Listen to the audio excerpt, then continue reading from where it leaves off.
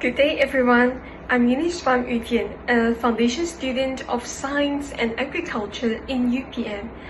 Patients say that the internet is a helpful way to find answers to health problems. In fact, the research shows that frequent use of social networks is associated with increased patient awareness and empowerment. Today, I'm going to tell you about how the use of social media as a medium for health communication to educate the public has an impact in daily lives. I strongly believe that health communication via media social is not effective in educating the general public. Now today, I'm going to divide this presentation into three main sections. Let's start by talking about the first reason why health communication via media social is not effective in educating the public is that elderly who are inactive in using media social become a blind spot for information to be reached.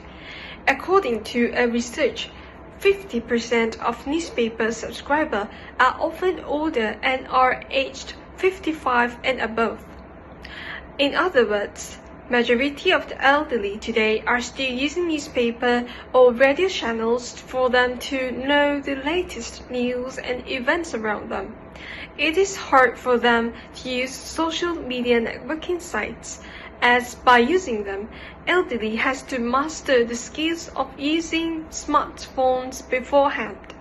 Failure to do so hinders them from using those up-to-date media social networking sites, not forgetting that these sites are constantly improvising with latest technologies and features that might be hard for them to fathom. Thus, getting updated via media social blatantly causes them to be left out of some vital information shared by those health associations. Now that we've looked at the first point on the topic, let's move on to the next.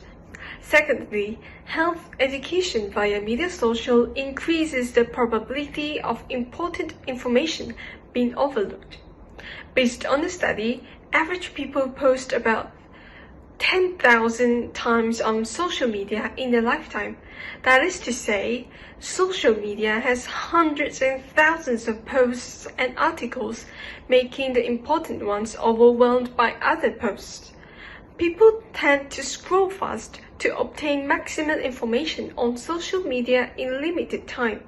Furthermore, the characteristics of people that are more attracted by eye-catching headlines, pictures, events, and so forth on social media as a source of entertainment makes those informative and often boring yet important information to be overlooked. This causes any official or dull-looking posts released by health associations will be disregarded as something unattractive and hence being overlooked or ignored. Now that I've talked about the first and second point, let's move on to the last one. Lastly, health communication via media social can cause confusion and delay of conveying messages. Research shows that messages sent to seek help from professionals on social media might not be heard by doctors. So to speak that, sending messages to doctors in media social to seek help could be unconvincing. Doctors might not be able to reply on time, or we simply do not know who is replying us. Indeed, public has the right to leave various comments and suggestions under the posts. However, these comments sometimes might be misleading. Simply put, the messages or consultations will be unfruitful or misguiding. Thus, it leads to ineffective communication of health issues via media social. To sum up, it is clear that health education via media social is not effective to educate public all the time. Firstly, we've looked at the reasons to the topic today, which is the disadvantages of utilizing social media to educate public about health issues. So next time when you're scrolling through your social networking sites, think about how social media is not a gateway to share important health issues to educate public. That is all for today. Thank you for listening. Have a nice day.